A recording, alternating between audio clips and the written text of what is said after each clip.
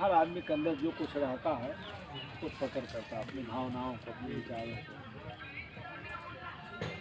तो सत्संग में बहुत सारी चीज़ें समझने में सहायता मिलती है, एक दूसरे को समझने में, दूसरे की भावनाओं को। अब भाव में इसमें कोई चीज़ ठीक नहीं। मंच पर तो अपनी बात कहें, कोई विषय उठाएंगे, घंटा भर बोल के कथा कहानी को चले जाएंगे, और उसमें कौन समझा कौन नहीं समझा, किसके अनुकूल की रही किसके प्रतिकूल की रही, तो बातें अलग विषय है, अलग विषय। तो इस तरीके की चर्चाएँ होती हैं। तो उसमें क्योंकि हर आदमी के मन में कुछ है, वो अभिव्यक्त करना चाहता है,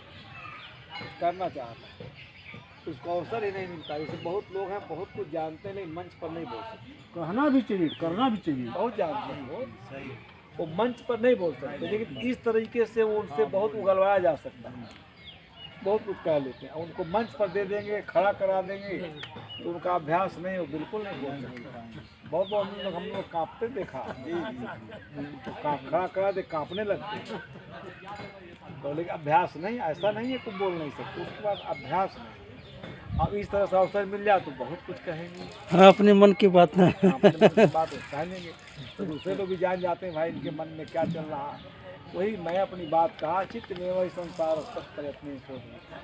जो चित्त है, ये जब तक आप चित्त की रक्षा नहीं करेंगे, और यही सबसे बड़ा साधन जो अपने चित्त को निर्मल बना कर रखता है, चित्त को स्वच्छ रखता है, साफ रखता है। चित्त में सारे विकार उत्पन्न होते हैं, चित्त से ही आवागमन है। जैसे मान लिया आपके मन में भाव बना तभी ना आप यहाँ आए हैं, तो चित्ते में बना नहीं, कोई देखा तो हमने नहीं। आज इसके चित्त में नहीं बना तो यहाँ आ करके भी कुछ नहीं सुना, भले 4 घंटा यहाँ रहा। तो चित्त में वही संसार है, सब चित्त से ही ये सारी व्यवस्था चल रही है, आने का, जाने का, चोरी चांडाली व्यभिचार हिंसा हत्या, तो ये सब चित्त में जैसा जैसा भाव आता है, उस चित्त में जब तक उसका प्रवाह चलता रहता है, वैसे संस्कार अंदर निर्मित होने लगते हैं। इसलिए हमारे उपनिषद के ऋषियों का ज्ञान बहुत ऊंचाई पर है। अभी कथा भागवत कहने वाला कौन ज्ञान देगा? अभी देखिए मानस में कथा सुना रहे थे, अयोध्या कांड में लिखा है, फलाने कांड में लिखा है, धमाके कांड में लिखा है। अब कहने का ढंग है बहुत ही मतलब रसदार वाणी में कहा तो लोग सुनेंगे बैठ कर, लेकिन यथार्थ तो कुछ अलग है। चित्त में वही संसार तत्पर अपने शोधित, ऋषि कहता है चित्त से ही सारा संसार, इसलिए प्रयत्न करके चित्त को शोधते रहना चाहिए। हमारे चित्त में कोई बुरा भाव तो नहीं आया, कोई बुरा संस्कार तो नहीं जन्म लिया। मैं कल इसी पर बोल रहा था, पुरोहित उसका दृष्टा बनिया, यही ग्रहण है। अगर ये ग्रहण लग गया तो उस ग्रहण से आप कभी छूट नहीं सकते। नित्य अमावस नित्य संक्रांति, संसार में तो 12 ही बार अमावस्या होता है संक्रांति, लेकिन साधक के हृदय में नित्य अमावस रहता है। अमावस का मतलब हुआ था एक साथ निवास करना। जिस समय सूरज और चंद्रमा एक जगह निवास करते हैं, पूरी रात अंधेरा हो जाता है, एक जगह वो इकट्ठे हो जाते हैं। इसी प्रकार सूर्य क्या है? ज्ञान का प्रतीक है, चंद्रमा मन का प्रतीक है। तो मन और ज्ञान, यानी मन ज्ञान में हमेशा डूबे रहना चाहिए, निमज्जित होते रहना चाहिए। ये अमावस है, नित्य अमावस। तो जो साधक है, समाधिनिष्ठ व्यक्ति है, उसके यहाँ रोज अमावस, यानी उसके हृदय में मन और ज्ञान दोनों एक धारा में बहते रहते हैं। जब ज्ञान से मन विरक्त होता है तो अनेक समस्याओं को जन्म देता है। अब वह मन जब ज्ञान के धारा में रहता है, समाविष्ट रहता है, प्रविष्ट रहता है, वही अमावस्या है। अमावस्या कितना पुण्य दिन माना जाता है। आप नैमिषारण्य में जाएंगे, हर अमावस्या लोग जाते हैं नैमिषारण्य नहाने, यानी उसको पवित्र माना जाता है। तो जिस समय मन और ज्ञान की धारा में मन अगर बह रहा है, तो वह तो सबसे पुनीत अवस्था है, परम पावन अवस्था है, परम पावन अवस्था। इस संक्रांति, और संक्रांति होती है कि जब धनु से आप मकर राशि में प्रवेश करता है सूरज, वैसे साधक के हृदय में संक्रांति प्रकृति क्षेत्र से ज्ञान द्वारा हट करके आत्म क्षेत्र में जाना। सारा प्रकृति क्षेत्र विचार करते करते ज्ञान जब होता है तो प्रकृति से आदमी को तब क्लेश रहित हो जाता है। जब प्रकृति से हमारा संबंध विच्छेद होता है तो क्लेश, वहाँ कोई क्लेश ही नहीं है, कोई दुख ही नहीं है।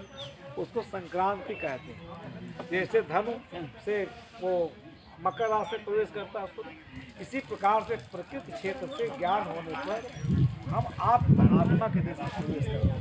ये संक्रांति है। यही होना चाहिए कि प्रकृति को समझ करके सारा प्रकृति क्षेत्र दुखदायी है। जितना प्रकृति क्षेत्र में आप उलझेंगे उतना आप दुख को निमंत्रण देंगे। ये धन मेरा है, पुत्र मेरा है, शरीर मेरा है, परिवार मेरा, तो उसमें आपको उलझन बढ़ेगी, उसमें शांति नहीं आएगी। चित्त एकदम अशांत होता, जितना मिलेगा संसार उतना चित्त अशांत होता है।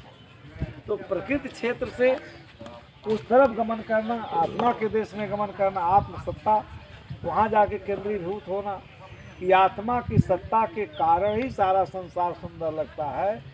केवल इस शरीर में आँख, कान, नाक, हाथ, पैर वही रहता है, और केवल आत्मा निकल जाए, मैं आँख देखती है, न कान सुनता है, न कोई क्रिया है, न कोई प्रतिक्रिया है, न कोई गाली कोई देगा जवाब बताइए।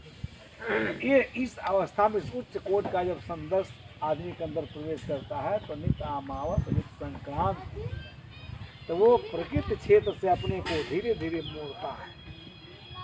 कि इसकी उपयोगिता तो है परंतु इसमें उलझना ठीक नहीं। खाली हम कहें अरे कोई करवा दे तो शायद हम घर ही लेके चल जाते हैं, देखिए वहाँ तो सुपर छोटी छोटी बात। संसार मिला, कितना भी संसार मिल जाए, हम लोग 2-4 रोटी खाएंगे और बहुत बढ़िया कपड़ा पहनेंगे। ऐसा नहीं सोने कपड़ा पहनेंगे तो सूती कपड़ा पहने, सोने कपड़ा नहीं पहन सकते। सोना चाहे कितना बेशकीमती, चाहे जितना भी धन हो जाए, लेकिन उसकी उपयोगिता की एक सीमा है। भर पेट खा ले तो कोई आपको कितना भी दही दूध खिलाए नहीं खाएगा, उसके बाद निरर्थक है, फिर 10-12 घंटा के बाद चाहिए। इस प्रकार जब आदमी विचार करता है तो प्रकृति क्षेत्र से हट करके गमन करना आत्मा को संक्रांति नित्य आमा नित्य संक्रांति नित्य नित्य नवग्रह बैठे 5 आकाश में 9 ग्रह हैं। हमारे यहाँ 4-5 इंद्रियाँ, ज्ञान इंद्रियाँ, अच्छा चतुष्टंता का ये 9 ग्रह हैं। ये जो शिव के लिए चर्चे हो रहे थे, और ठीक बा रतिया खोजत रही आप। कई लोग तो मिलना भक्ति लोग कई ले हैं। अच्छा ऐसा है मिलल ना है रतिया बैठल लगे लगा विदाई ला सो गए